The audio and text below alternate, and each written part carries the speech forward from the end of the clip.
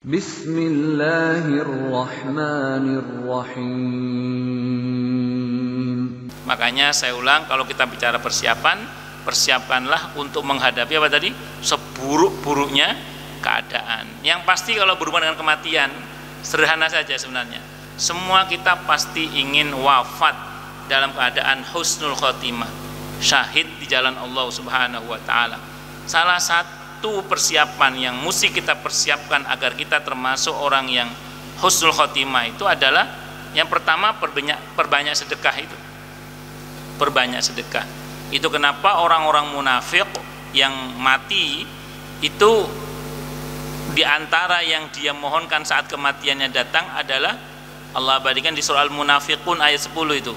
Kalau saja kematianku ditunda sebentar saja, saya mau sedekah dan menjadi hambamu yang soleh.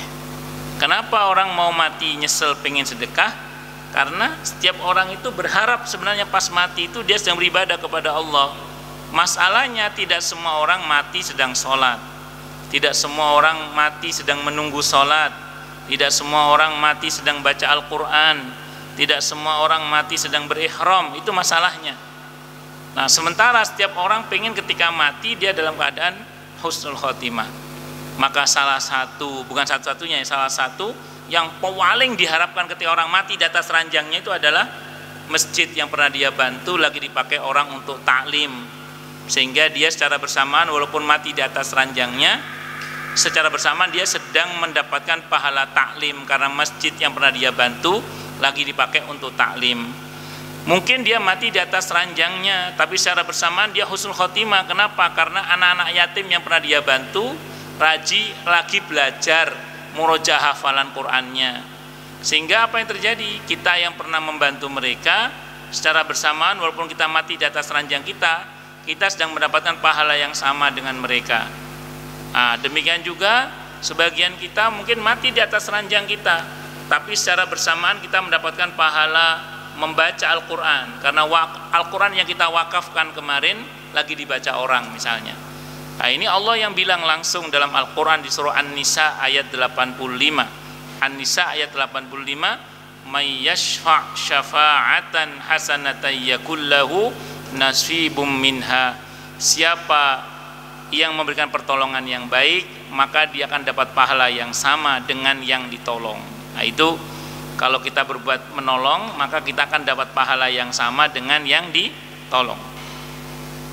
Terus di antara kiat supaya kita betul-betul persiapan dalam menghadapi kematian dan mati dalam keadaan husnul khotimah, apa di antaranya? Jangan lupa berdoa. Doa yang sering kita munajatkan adalah ya muqallibal qulub tsabbit qalbi ala dinik, agar kita mati dalam keadaan iman dan Islam. Terus kita juga berdoa Rabbana la tuzigh qulubana ba'da id hadaitana wa hab lana min ladunka rahmah innaka antal wahhab, di surah Ali Imran ayat 8 gitu. Jadi terus kemudian ada lagi dalam hadis sahih Muslim, kata Nabi au kama qala, siapa yang meminta kepada Allah mati syahid dengan sungguh-sungguh, maka Allah akan berikan kepadanya kedudukan orang yang mati syahid walaupun dia mati di atas ranjangnya. Nah, minta kepada Allah mati syahid di jalan Allah Subhanahu wa taala. Dan itu nggak harus perang,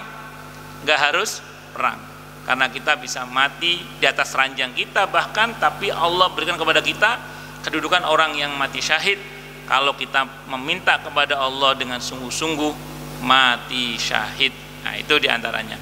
Terus kemudian apalagi melibatkan diri dalam perjuangan di jalan Allah, itu membuat kita punya kans besar untuk mati syahid atau husnul khotimah di jalan Allah. Misalnya wafat sebagai pengurus masjid, wafat masih sebagai pengurus musola, wafat masih sebagai penggiat dakwah, penggiat dakwah Islamiyah.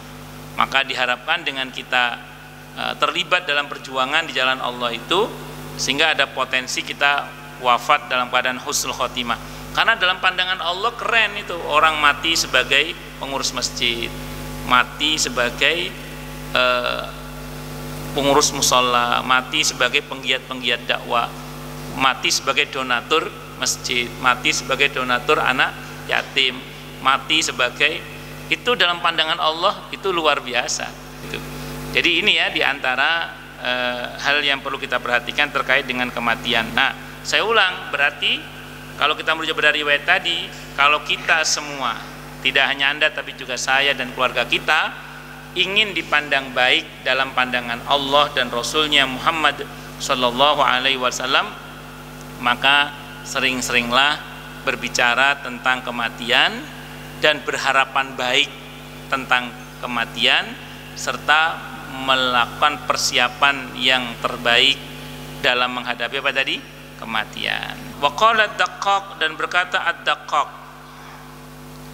man aktsara min dzikril maut, siapapun orang yang banyak menyebut dan mengingat mati, maka ukrima bisalah sati asya'a, dia akan dimuliakan oleh Allah dengan 3 perkara, 3 hal. Jadi orang yang banyak menyebut dan mengingat mati akan dimuliakan atau akan dianugerahi 3 hal. Apa itu? Yang pertama ta'jilut taubah. Ta'jilit taubah. Ya, yang pertama ta'jilit taubah. Mensegerakan diri untuk bertaubat, kembali ke jalan Allah Subhanahu wa taala. Jadi yang pertama, orang kalau banyak menyebut dan mengingat mati, biasanya dia akan segera bertobat, minta ampun kepada Allah Subhanahu wa taala. Karena orang yang lupa akan kematian biasanya juga enggan untuk segera bertobat, meminta ampun kepada Allah Subhanahu wa taala. Taubat itu dari kata taba yatubu taubatan, artinya kembali. Kembali kemana? Ke jalan Allah. Nah, taubat ini sebagai salah satu syarat untuk kita disebut baik sebagai manusia yang mungkin salah.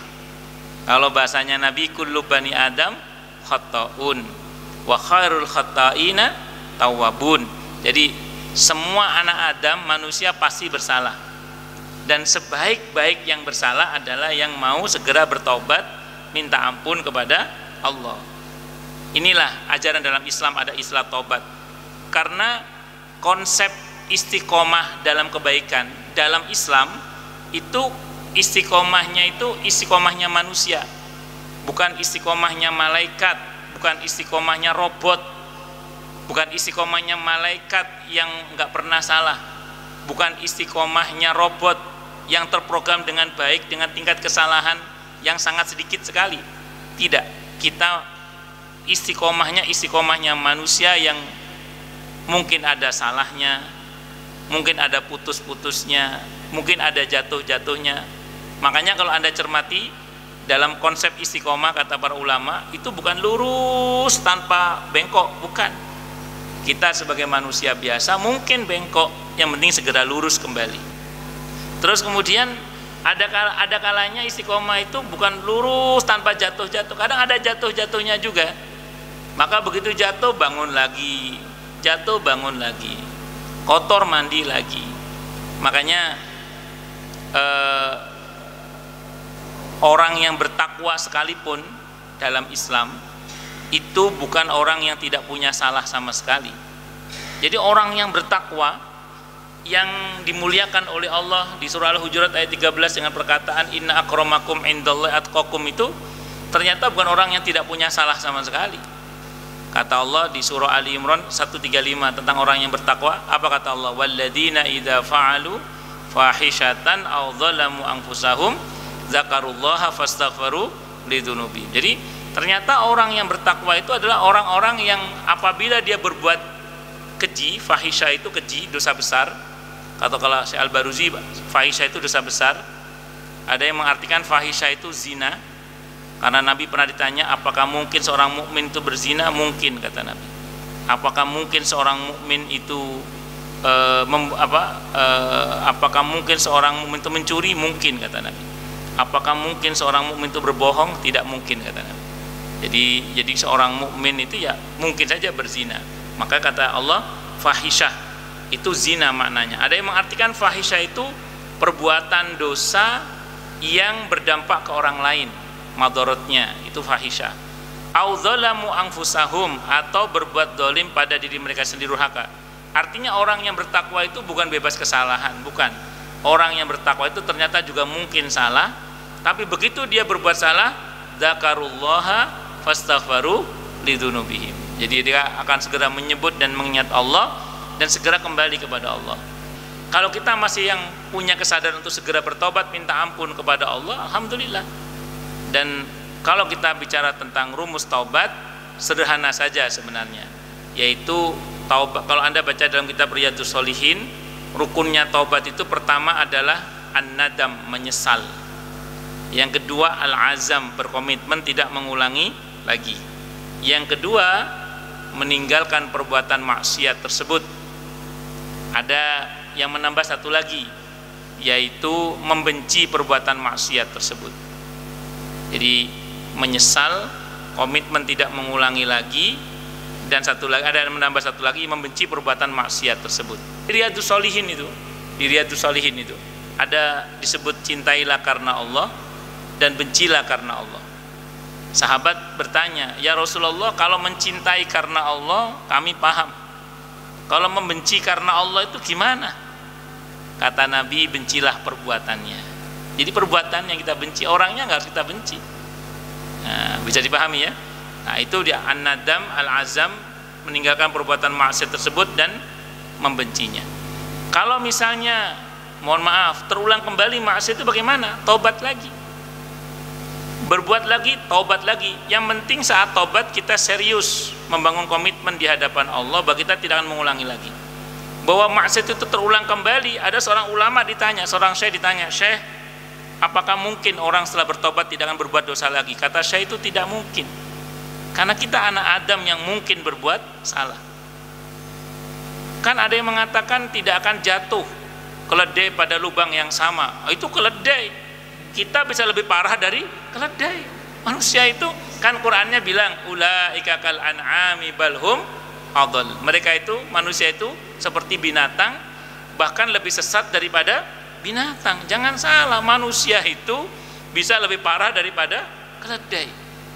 Jadi kita ini bisa jatuh pada lubang yang sama itu berkali-kali. Allahu Akbar. Maka rumusnya bagaimana kalau gitu? Intinya satu sebenarnya. Jangan berhenti bertaubat karena banyak maksiat, tapi teruslah bertobat sampai bosan maksiat. Jadi jangan berhenti bertobat karena banyak maksiat, tapi teruslah bertobat sampai bosan maksiat. Saya mohon maaf ya, ini maaf, ini fakta di lapangan. Silakan ditanya ke dalam diri masing-masing, dan tolong jangan dijawab. Nanti kalau dijawab ketahuan belangnya soalnya. Ya, ada nggak di antara bapak atau ibu atau saya sendiri, ada nggak perbuatan yang 10 atau 20 tahun yang lalu, 10 atau 20 tahun yang lalu itu perbuatan maksiat, itu kita rasanya nggak mungkin meninggalkannya. Saking senengnya kita dengan perbuatan maksiat itu. Wis pokoknya terhadap perbuatan maksiat itu kita ngomong ini gue banget nih, gue banget nih. 10 atau 20 tahun yang lalu perbuatan maksiat itu kita seneng banget, rasanya kita nggak mungkin meninggalkannya. Karena sampai kita mau ngomong, oh ini gue banget nih, gue banget banyak. Tapi sekarang ini dengan izin Allah, kita bahkan malu kalau ingat itu. Bahkan sebagian kita merasa jijik dengan perbuatan itu. Kita udah tobat, udah minta ampun pada Allah. Sebagian kita kalau ingat-ingat, betapa bodohnya saya dulu itu. Nah, kalau kita sekarang bisa meninggalkan yang itu, maka sangat mungkin pula orang lain yang sekarang sedang berlumur dosa itu juga akan ada waktunya, entah kapan dia akan diberi kemampuan oleh Allah untuk meninggalkan perbuatan maksiat itu. Makanya dengan terus bertobat itu ada harapan. Ada harapan kita, ada saatnya nanti di mana kita diberi kemauan dan kemampuan oleh Allah untuk mengatasi masalah itu atau perbuatan dosa itu. Maka jangan berhenti bertobat karena banyak maksiat, tapi teruslah bertobat sampai bosan maksiat. Dan tentu saya ulang, Allah Maha tahu siapa yang pura-pura dan siapa yang bersungguh-sungguh dalam hal ini. Yang penting terus berusaha. Makanya kalau kata Imam Syafi'i, berjalan menuju kepada Allah itu kalau bisa lari, lari. Kalau nggak bisa lari, jalan, kata beliau. Kalau nggak bisa jalan, ngesot sekalipun. Yang penting jangan berhenti, apalagi balik badan. Itu perjalanan menuju kepada Allah. Makanya kita menggunakan teori tukang sapu, Pak. Itu kalau bahasanya para ulama ketika menjelaskan qad aflaha man tazakka wa dzakara asma rabbih fasalla, atau qad aflaha man zakkaha wa qad khaba man dassaha. Itu kan Qur'annya bilang beruntung loh orang yang selalu berusaha mensucikan dirinya dengan cara perbanyak zikir dan sholat. Beruntunglah orang yang terus berupaya mensucikan dirinya dengan mendekat kepada Allah. Qad aflaha man zakkaha. Kalau enggak akan rugi. Nah, itu sebagian ulama menjelaskan pakai teori tukang sapu. Tukang sapu itu nyapu, ngepel itu dengan kesadaran penuh, besok lantai akan kotor lagi. Tapi kenapa disapu terus? Karena kita butuh bersih. Hari ini kita tadi subuh istighfar tobat, hari ini tadi subuh kita baca doa Sayyidul Istighfar, insya Allah bersih lah. Tapi tidak ada menutup kemungkinan kan dalam perjalanan ke zuhur nanti atau ke sore nanti di antara ada daki-daki maksiat dalam kehidupan kita. Maka jangan berhenti untuk terus membersihkan diri nanti di waktu sore lagi, untuk atau pas nanti waktu zuhur, asar dan seterusnya, untuk terus kita ini nyapu hati kita supaya bersih dengan banyak apa? Memperbanyak berzikir dan sholat dan istighfar dan lain sebagainya lah. Intinya itu. Nah, makanya kayak orang mandi, kita tadi subuh mandi, sebelum subuh bahkan sebagian kita sudah mandi dengan keyakinan bahwa nanti kita juga dekil lagi. Terus gimana? Mandi lagi. Kenapa kita mandi lagi? Karena kita ingin bersih. Di hidup ini gini terus saja, terus. Makanya kan kita tidak boleh dalam Al-Quran An-Najm ayat 32 merasa diri sudah suci, apalagi merasa paling suci, dilarang. An-Najm surah ke-53 ayat 32, fala tuzakku anfusakum huwa a'lamu bimanittaqa. Maka janganlah kalian mengatakan bahwa diri kalian itu suci, karena sungguhnya dialah Allah yang paling tahu siapa yang bertakwa di antara hamba-hambanya. Maka kita ini belum sudah baik, jadi belum sudah baik, tapi kita ini masih terus berusaha untuk menjadi baik. Tidak boleh merasa diri suci, bersih. Kita harus terus berusaha, berjuang untuk menjadi bersih dan disucikan oleh Allah Subhanahu wa ta'ala. Yang kedua, Allah akan anugerahi dia kalau banyak menyebut dan mengamati. Kata Ad-Daqaq akan dianugerahi oleh Allah. Yang kedua apa? Wa qana'atul qalbi. Hatinya itu qanaah. Hatinya orang kalau banyak menyebut dan mengingat mati, hatinya apa? Qanaah. Apa qanaah itu? Kalau orang Jawa sering bilang nrimo ing pandum. Nah, menerima keputusan Allah dengan sabar dan atau bersyukur. Qanaah itu dari kata qani'ah, artinya menguatkan. Jadi orang yang qanaah itu orang yang hatinya qanaah, orang yang mencoba menguatkan hatinya untuk mau dan mampu menerima apa dan atau siapa saja yang telah, sedang dan akan Allah berikan kepadanya dengan sabar dan atau bersyukur. Itu qanaah. Karena yang Allah berikan kepada kita tidak hanya apa, tapi siapa juga. Pasangan, mertua, besan, anak, cucu, tetangga, itu kan siapa itu. Jadi menguatkan hati kita untuk mau dan mampu menerima apa dan atau siapa saja yang telah, sedang dan akan Allah berikan kepada kita. Menerimanya dengan apa? Dengan sabar dan atau bersyukur. Jadi qanaah itu menerima dengan sabar dan atau bersyukur. Nah, saya ulang, orang kalau banyak menyebut dan mengingat mati, dia akan mudah hatinya untuk qanaah. Akan mudah hatinya untuk apa? Qanaah, menerima ketetapan Allah. Karena gini, misalnya ada ketetapan untuk dia yang nggak cocok dengan seleranya, terus mau nggak sabar, dia pasti berhitung, kalau saya nggak sabar, apa untungnya saya? Di dunianya rugi, akhiratnya juga rugi. Dan kalau dia dapat nikmat, dia juga tidak akan lalai dengan nikmat itu. Dia akan bersyukur. Kenapa? Karena dengan bersyukur dia akan dapatkan untung tidak hanya di dunia tapi juga di akhirat. Jadi berhitung akan dunia dan akhirat sekaligus, itulah sikapnya orang-orang yang banyak menyebut dan mengingat mati dengan sikap qanaahnya itu. Yang terakhir, yang ketiga, kata Ad-Daqaq, orang kalau banyak menyebut dan mengingat mati akan diberi nasyatil wa nasyatil ibadah, dibuat dia giat dalam beribadah kepada Allah, semangat beribadah kepada Allah. Kenapa? Begitu dia ingat mati, dia akan berpikir bisa jadi ini sholat saya yang terakhir, bisa jadi ini puasa saya yang terakhir, bisa jadi ini bakti saya kepada pasangan saya yang terakhir. Nah, jadi itu yang membuat orang yang ingat mati berusaha untuk lebih giat dalam beribadah kepada Allah Subhanahu wa ta'ala. Itu seperti itu. Kalau Ibnu Qayyim bahasanya gini, Pak. Ini kalau Ibnu Qayyim, kalau kamu malas untuk beribadah kepada Allah, segera bilang dalam hatimu, bisa jadi karena perbuatan ini saya masuk surga. Begitu, Pak. Itu Ibnu Qayyim itu. Jadi begitu kita malas berbuat baik gitu ya. Nah, misalnya mau bangun malam, malas gitu, untuk sholat malam, langsung bilang dalam hati, bisa jadi dengan sholat malam ini saya masuk surga. Mau silaturahim, malas, bisa jadi dengan silaturahim ini saya masuk surga. Misalnya mau berbuat baik apa kok malas, langsung ngomong gitu aja, bisa jadi ini adalah kebaikan yang akan membuat saya masuk surga.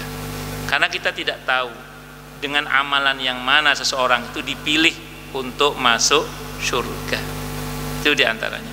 Nah, sebaliknya kata Ad-Daqqaq, wa man nasyal mauta uqiba bi salasati asya. Siapa yang lupa pada kematian, dia akan disiksa dengan 3 hal. Apa itu? Yang pertama, taswifit taubah, menunda-nunda taubat. Tadi enggak segera taubat. Kemudian yang kedua, wa tarkir ridha bil kafaf, tidak pernah puas, hatinya berontak terus. Dikasih banyak masih kurang terus, dan tidak ada syukur-syukurnya, nggak ada sabar-sabarnya hidupnya. Nauzubillahi minasyarri dzalik. Kenapa? Karena dia tidak pernah berhitung dengan kehidupan setelah kematian. Makanya dia tidak pernah ridho, tidak pernah puas dengan ketetapan Allah. Ya kalau nggak ada sabarnya, nggak ada syukurnya lah kalau bahasa sederhananya. Dan yang terakhir, wattakasuli fil ibadah, otomatis akan muwales dalam beribadah kepada Allah. Nauzubillahi min syarri dzalik. Ya, baik, saya kira ini yang bisa saya sampaikan. Semoga bermanfaat.